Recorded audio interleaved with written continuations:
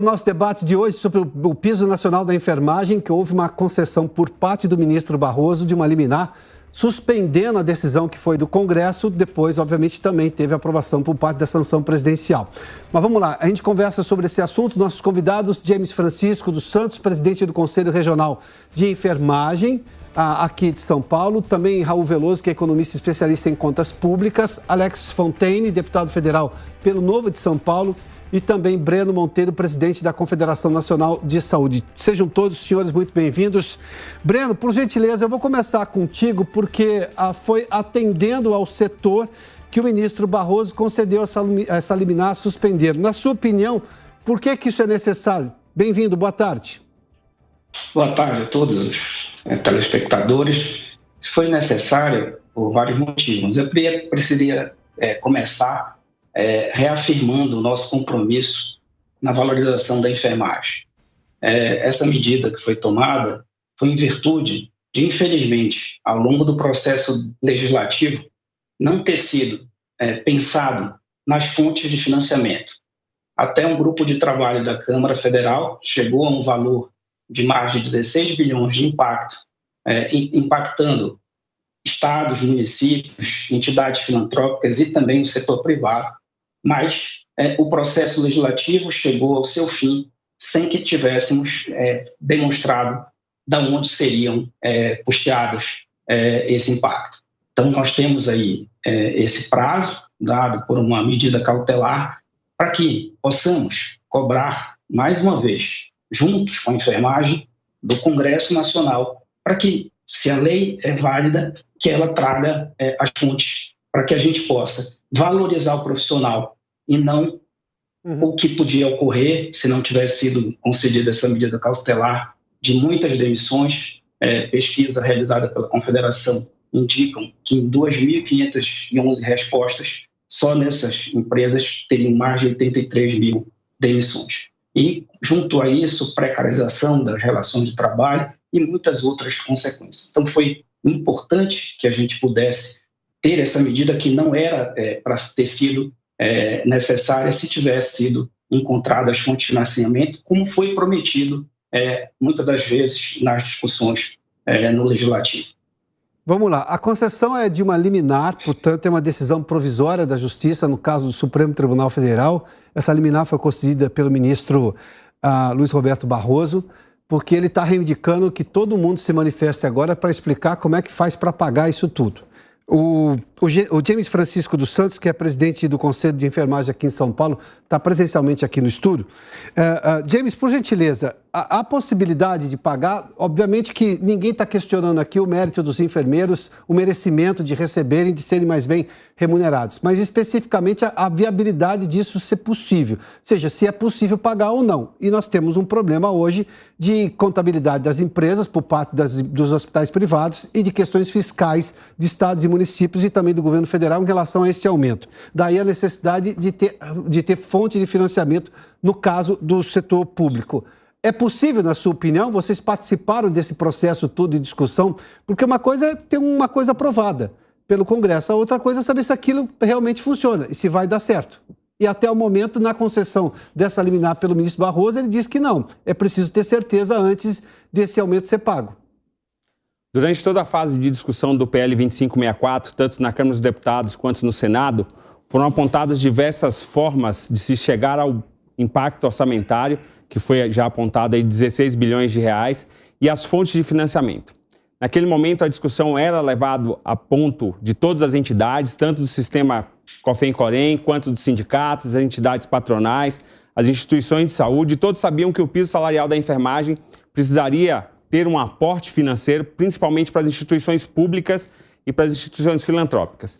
E naquele momento se discutia as fontes de financiamento, mas infelizmente nós não tivemos, dentro da aprovação do PL 2564, que gerou a Lei 14.434, a aprovação dessas fontes de financiamento, o que levou à infeliz notícia ontem que nós tivemos do ministro Barroso de suspender a medida por medida cautelar, a Lei 14.434 por 60 dias. Vamos lá falar com o Congresso Nacional. O deputado Alex Fontaine, do Novo, está conosco. Deputado, seja bem-vindo. o seu partido votou integralmente, acho que a maioria não, todos votaram contra a concessão. O Senado, por exemplo, votou quase, se não me engano, acho que foi por unanimidade, né? Tem dinheiro para isso e por que o senhor se manifestou contrário à concessão de aumento aos enfermeiros?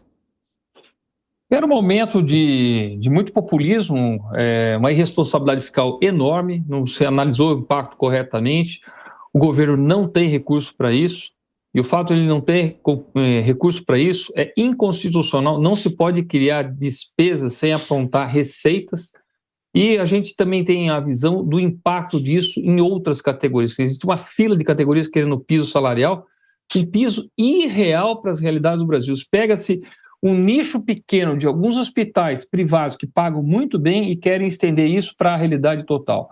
Quando a gente vê as casas de acolhimento de velhos, de pessoas idosas, quando a gente vê boa parte das tantas casas que estão quebradas, a tabela do SUS que não é reajustada há anos e anos, a realidade é assim, clara que não tem como estabelecer um piso como esse para todo o Brasil. E não dá para você querer fazer um piso para a nação inteira. Isso não vê a regionalidade do Piauí, do Alagoas, do interior de São Paulo. É isso que nós apontamos como uma irresponsabilidade populista que foi feito na aprovação desse projeto. Professor Raul Veloso, seja bem-vindo. Boa tarde ao senhor. Não está conosco? Tarde. Não, já está conosco? Agora sim. Professor, seja bem-vindo. O senhor acha que é irresponsabilidade fiscal a concessão desse aumento? De novo, a gente não está julgando aqui o merecimento dos enfermeiros. A questão é se o benefício pode ser honrado, seja pelos hospitais públicos ou seja pelos hospitais privados. Na sua opinião, houve descompasso entre o que o Estado pode pagar e a decisão do Congresso, que foi referendada também pela aprovação, a sanção do presidente Jair Bolsonaro? Essa situação é insustentável, isso que fizeram com esse projeto, porque o orçamento é completamente estrangulado e, de repente, de uma hora para outra, aparece a obrigação de praticar um piso sem que se tenha avaliado o real impacto financeiro disso. Não tem como, o orçamento é super engessado. Olha, o professor Veloso fez menção aí a orçamento engessado. Orçamento engessado é dinheiro carimbado, ou seja, você pode até de repente ter sobra em alguma área que o dinheiro está naquele momento destinado àquele setor e você não consegue tirar de lá para de repente atender, por exemplo, um pagamento de um salário maior para os enfermeiros. Doutor Veloso, eu vou voltar com o senhor antes de ouvir os outros convidados. O senhor acha que agora a gente vai levar a sério o que disse o ministro Paulo Guedes, que as decisões precisam ser políticas? Se o Congresso decidiu que os enfermeiros merecem um salário maior, ele tem que, digamos, desengessar esse orçamento? Tem de encontrar um caminho. É porque o orçamento, mais do que desengessado, ele é todo amarrado.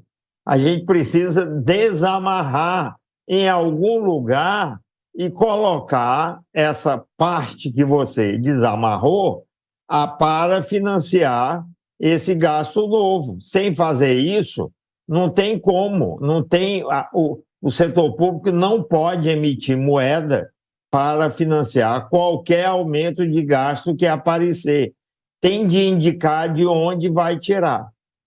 Alex Fontaine, eu vou contigo de novo porque vai passar pelo Congresso. Eu tenho que decidir isso de alguma maneira. O Congresso está aberto a isso, além do seu partido, mas o Congresso está aberto a deixar que o administrador de plantão, ou seja, o presidente da República, tenha um orçamento para poder decidir onde gastar e como gastar? Porque eu tenho hoje um engessamento do orçamento. Eu tenho dinheiro carimbado demais. Aliás, o ex-deputado, ex-ministro, inclusive, Delfim Neto, costuma dizer que a Constituição de 88 é que travou o orçamento. Cada presidente vai ter cada vez menos dinheiro, o que se chama de discricionário, ou seja, que ele pode escolher onde gastar. O Congresso está pronto para ter essa discussão, digamos, com honestidade intelectual? Depende se é antes ou depois das eleições. Depois das eleições, eu acho que sim. Antes das eleições vai ter uma pressão de toda uma categoria que alega ter feito um trabalho fantástico nas pandemias. A gente acredita nisso também, a gente apoia exatamente isso, mas não estavam sozinhos, né? Eles precisavam também comer, então o agro também estava lá, eles precisavam ter EPIs e todo equipamento de saúde e também estavam lá produzindo isso. Havia pessoal do transporte, tinham várias categorias que também ajudaram os enfermeiros a poder fazer trabalho. Os médicos também estavam lá. Agora, temos que lembrar bem de outra coisa, que cada ano o Congresso toma mais conta desse resto de orçamento livre. O que está acontecendo hoje com as emendas de relator é que estão capturando o resto do orçamento livre do presidente da República. E isso é outro problema a ser enfrentado. O que o deputado está fazendo menção aí é justamente que o presidente, que se discute muito durante a eleição, quem será o próximo presidente, se haverá uma reeleição de Jair Bolsonaro, um outro candidato que nesse momento é presidenciável seja eleito, é que ele vai ter muito pouca capacidade de mexer nos gastos, justamente por causa desse dinheiro carimbado. Eu vou ouvir o James Francisco dos Santos, que é representante dos enfermeiros. Essa discussão de que uma coisa é o Congresso aprovar, a outra é ter recurso, de fato, isso foi levado para a categoria? Porque nós estamos vendo agora, se o ministro do Supremo vai lá e concede uma liminar como essa, é porque ele viu alguma inconsistência fiscal. No mínimo, não está tão claro quanto. Na sua opinião, essa discussão foi mal feita lá atrás? Todos os segmentos foram ouvidos durante a discussão do PL 2564. Como bem colocou o deputado, falta um pouco de vontade para se discutir outras questões que não só o piso salarial da enfermagem. Por exemplo, o reajuste da tabela SUS, onde as instituições já estão há anos sendo defasadas quanto ao repasse do governo público, do setor público, seja ele federal, estadual ou municipal, e, consequentemente, isso desagou no piso salarial da enfermagem. Então, há de se conter aqui, de se discutir, justamente a vontade de cada um daqueles que estão responsáveis pelo orçamento, pelas leis que vão desonerar ou fazer com que o governo possa ter a capacidade de manejar o seu orçamento para que possa não só atender ao piso salarial da enfermagem, como diversas outras demandas. Nós que estamos na lida diária de atender a nossa população, sabemos bem quais são as mazelas que são colocadas todos os dias. Não digo mais, não foi a enfermagem que simplesmente disse que atendeu bem a população. Foi toda a população que nos últimos 2 anos da pandemia colocou muito bem que nós estivemos ali 24 horas a atender toda a população, a dar o melhor que a população precisava, muitas vezes sem condições realmente de materiais de proteção individual. O Brasil foi o país que mais perdeu profissionais de enfermagem, foram mais de 800 mortes contabilizadas pelo Observatório Nacional do Conselho Federal de Enfermagem. São mais de 60 mil casos de profissionais de enfermagem que se contaminaram. Ou seja, o nosso país é o país no mundo que mais perdeu profissionais de enfermagem. Essa é uma situação que traz justamente o relato deste deputado que colocou que a enfermagem disse, a enfermagem não disse, a enfermagem provou no seu dia a dia, estando à beira-leito, fazendo-se sempre à disposição de toda a sociedade no momento mais difícil dos últimos 2 anos de pandemia. Então, nós discutimos durante todo o período de vigência do PL 2564 com todas as entidades. Agora, se houve uma preparação adequada, isso já é uma outra questão. Breno, já volto a você, mas é que o deputado foi citado, é isso? Deputado, por gentileza, o senhor quer se manifestar? Eu posso falar de novo. Há vários heróis no Brasil. Tem dúvida nenhuma, os enfermeiros estavam lá, mas não podemos ficar pensando só na categoria. Ontem teve um incêndio terrível aqui em Campinas, os bombeiros atuaram de forma intensa, conseguiram combater aquilo. Hoje eles são heróis ou eles são profissionais do ramo? E não vamos ter agora novo piso dos bombeiros por causa desse combate a incêndio. Nós temos que tratar essas coisas com responsabilidade, senão todas as categorias vão querer um aumento salarial. O Brasil fica inviável. E se a gente aumentar demais o preço dessa categoria, por exemplo, enfermeiro, nós vamos elitizar ainda mais a saúde, que já é uma saúde de difícil acesso. Então temos que ser razoável, temos que ser de bom senso, nós temos que ver o que é possível e não simplesmente por decreto fazer aumentos. Senão também as entidades vão querer, eu também quero por decreto o meu lucro, quero o meu resultado. Nós estamos desvirtuando o mercado, isso é muito ruim. Breno Monteiro, houve populismo, na sua opinião, de não ter uma discussão aprofundada sobre não só se tinha recurso e se o recurso era possível de ser usado para esta questão, ou seja, o aumento do piso de enfermagem? Eu acho que o próprio ministro, na resposta da ação, citou, para dar o bônus e as benesses, precisa pensar no ônus e também o custo. Ele cita isso na ação.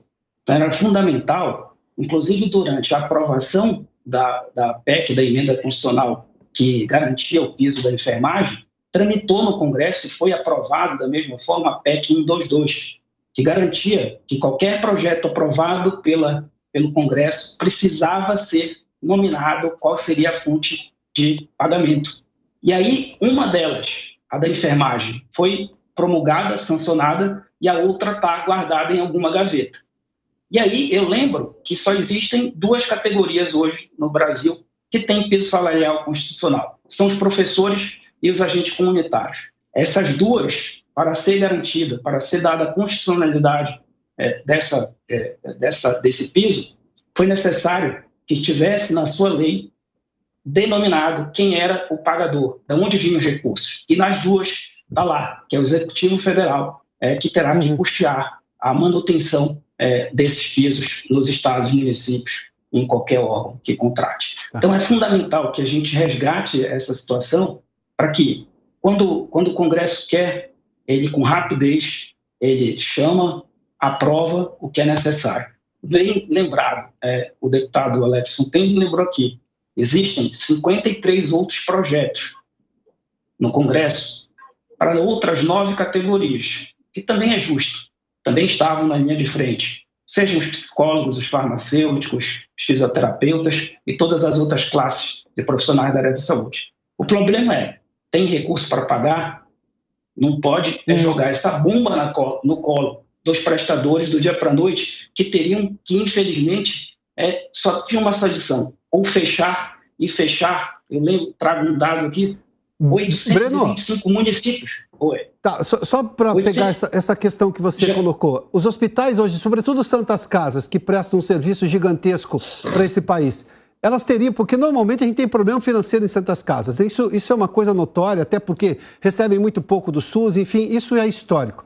Elas teriam condição de arcar com esse aumento? Ninguém está questionando de novo o merecimento do enfermeiro, mas elas teriam condição de arcar com esse aumento? Essas Santa Casas e hospitais filantrópicos são responsáveis por 70% da alta complexidade do SUS, 50% da média complexidade do SUS. São elas que atendem a população brasileira que não tem plano de saúde. E só para trazer um dado, existem 825 municípios no Brasil que têm apenas uma porta de entrada para atendimento da população, e é um hospital filantrópico.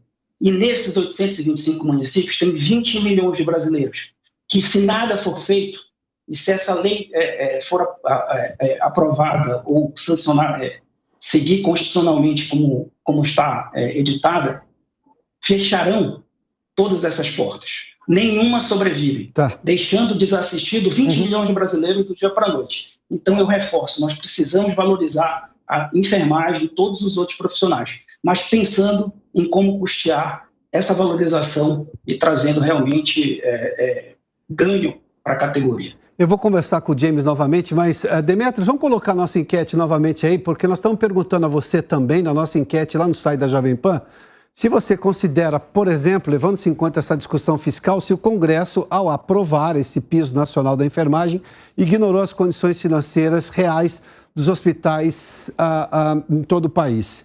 Eu voto, a maioria aqui, deixa eu ver, a maioria diz que não, que foi uma decisão consciente do Congresso, 60,05%, e pouco menos de 39,95% dizem que sim. James, eu vou a você.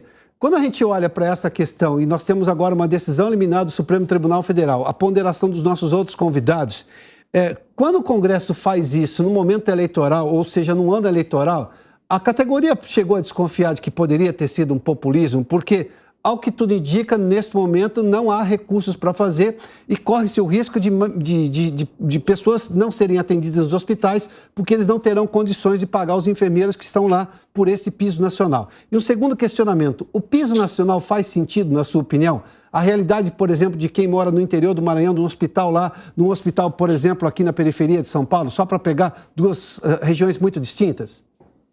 Os leitos, a discussão do piso salarial da enfermagem não é de agora, são mais de 2 décadas de discussão para a aprovação do piso salarial da enfermagem, assim como de outras categorias, e nós entendemos também que cada uma das categorias é merecedora. O que deve ser feito é discutir realmente as fontes de financiamento para que isso aconteça de forma correta. O que a gente sabe é que, se são 20 milhões de vidas que estão sob os cuidados das Santas Casas, essas vidas não foram afetadas neste momento com a aprovação do piso salarial da enfermagem. Essas vidas já vinham sofrendo há muito. Profissionais de enfermagem que também são atendidos nas Santas Casas são pessoas que ganham menos de um salário mínimo. Nós temos locais no Brasil onde são publicados concursos públicos, onde se paga R$ 900 para um técnico de enfermagem, R$ 1.200 para um enfermeiro, na sua contratação ali nos municípios, nos estados. Ou seja, a profissão ela já vinha sofrendo há bastante tempo com este tipo de situação do piso salarial não constituído. E os hospitais já passavam por todas essas mazelas e por todo esse desgaste econômico. Se nós formos observar, todas as santas casas já demonstram, como muito bem disse você, um problema financeiro em que o que poderia ser feito era, antes de ser colocado que o piso salarial da enfermagem é o problema, que o governo tirasse o teto de gasto, que o governo revisitasse a tabela do SUS para que pudesse dar recursos suficientes para as instituições, que as pessoas readequassem as suas formas de trabalho, porque nem isso foi discutido com a enfermagem. Simplesmente foi colocado que os leitos iriam ser fechados e que a enfermagem seria demitida.